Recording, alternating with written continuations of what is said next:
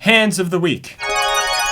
Let's do a hand, Mariano versus Yo Viral. This is one of the top 20 hands of the year. I don't know why I would say that. Top 20 hands of the year for who? This is under the gun versus +1, and I think this illustrates an important concept we've been thinking about a lot. Can we talk about Mariano's 3-bet pre-flop? I'm assuming here, based on the typical Hustler Casino Live lineup, that these are going to be two of the strongest players at the table, if not the two strongest players at the table. You kind of want to play pots against the people at the table who don't really have an idea of what's going on. There are players at this table who are consistently making 200 big blind mistakes and letting them get in the pot by just flattening the middle of your range and allowing them to come in, not squeezing them out with a 3-bet, usually going to be one of the incentives that we should be leaning into. So we talk about going linear all the time when we're 3-betting, and linear, again, is good, better, and best Papa John's hands. It's that upper left corner of the hand balloon chart, as you call it. I do call it the hand balloon chart. Always have, always will. The left-hand snippet of the hand balloon chart. Against good regs, when we do have a bunch of recreational players behind us, we want to 3-bet the top of our range still, always, because we can cooler them, right? Pocket aces, ace-king suited, pocket kings. Those hands just want to play big pots. We do have an incentive to start flatting with the middle of our range, like you said, pocket tens, pocket jacks, ace-jack suited, hands like that. But we can't just be 3-betting aces and kings. Right. Not against a good player anyway, right? So in a more polar 3-bet strategy, how would you structure not just having aces and kings when you're incentivized to flat the middle of your range? Yeah, I think the easiest way to think about it is the hands right at the bottom of what would be a calling range. You start considering using those as the bottom end of your polar 3-betting range. So maybe a hand like 8-7 of clubs, maybe an ace-6 suited, maybe like a king-10 suited, a king-9 suited. Those sorts of hands, those are going to round out your aces, your kings, your ace-king suited. Mariano 3-bets to 1,000. Yo Viral calls. So we go to this flop. King 8-3 rainbow, and Mariano goes with the very small bet here, almost quarter pot. And Yo Viral decides that is not enough, and he raises to 2,800 American dollars. I would expect that when Mariano bets $600, he's picking a quarter pot with likely his whole range, just putting Yo Viral in a tough spot with a lot of his hands. Now, the check raise, I'm not a fan of using a hand like ace-queen offsuit here. Why? Well, I think when you're this deep, you're going to want to have multiple backdoors if you are going to be picking hands to bluff. And I think I would be bluff raising with hands like ace-4 of hearts, ace-5 of diamonds, 9-10 of diamonds, queen-jack of spades, so that if I am called and it runs out spade, well, then I'm actually going to have a value hand. Whereas with ace-queen, really all I'm doing is blocking some of Mariano's ace-king, some of Mariano's king-queen, and some of Mariano's aces. Would you ever take a hand like 3x or 8x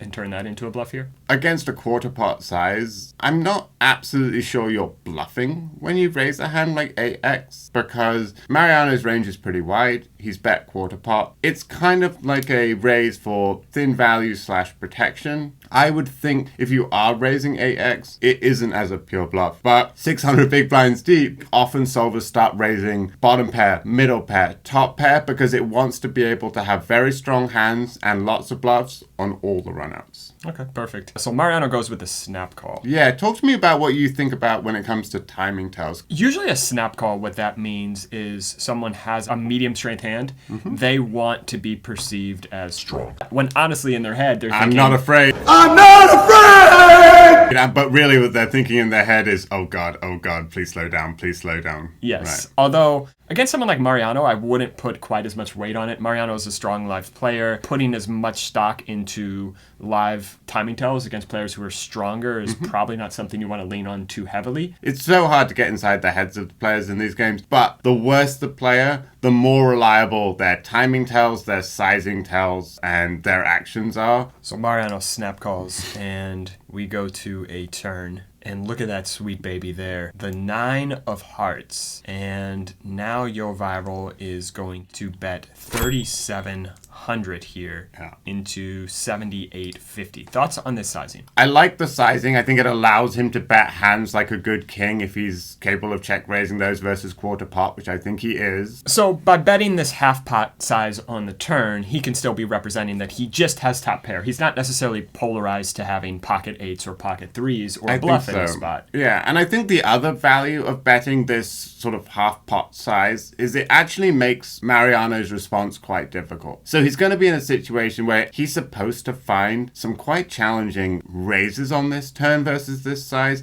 which I think most players, me for sure included, wouldn't be super confident finding. And I think that Yo Viral is actually going to put him in quite a difficult spot and likely have Mariano start making some theory mistakes right here. Let's talk about this from Mariano's perspective on the turn. What are you thinking in his shoes with 8-7 here? I don't love it. I'm very far behind his value portion, and the bluffs on King 8-3 for a lot of players are not incredibly obvious. I think this is where the difference between Yo Viral and a lot of recreational players really stand out. Would Yo Viral sizing make you more excited to continue with 8-7 or less excited to continue with 8-7? I think it would make me less excited, quite frankly. I think if he polarized again, right, like say he went 1.5x pot, well then he's really saying that he has sets mostly. But when he chooses the small size, he can just have so many more value hands. So Mariano calls again. The river is an offsuit 5. Yo Viral goes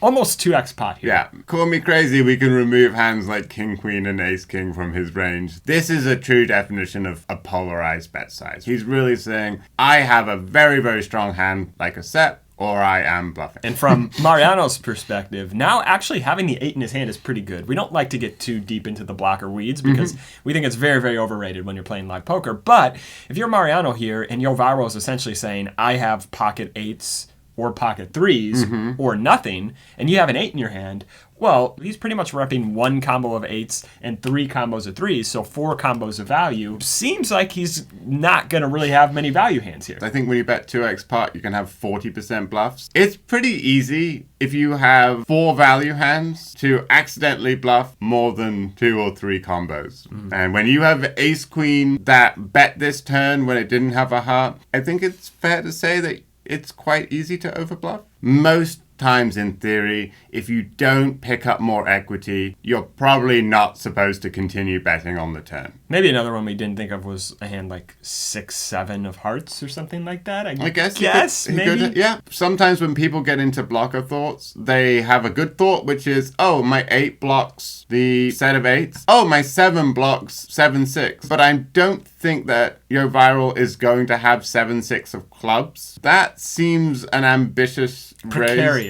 Precarious indeed. And therefore, if he's folding a hand like 7-6 of clubs on the flop, having the 7 of clubs in your hand is not a blocker. Not a blocker, but the 8 of clubs in your hand, pretty good. Pretty good. So from Mariano's spot, blocking a lot of the value here, do you think you can come up with 2.5 bluff combos? This call is impressive for Mariano. It's a tough call, don't get me wrong. I think this call would be much, much harder if the river was a heart.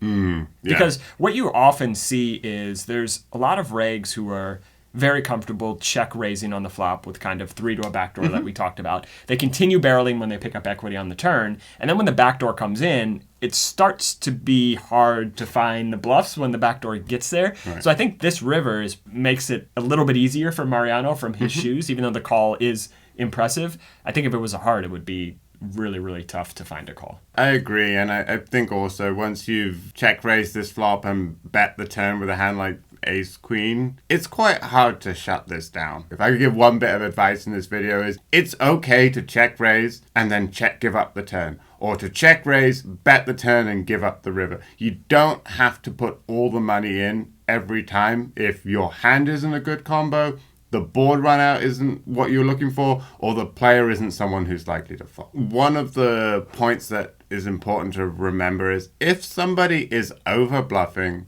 then every bluff catcher is a profitable bluff catch. I really want to put this in here. My hand's so shit. Call. And he makes the call. Are you kidding me? What an incredible call by Mariano.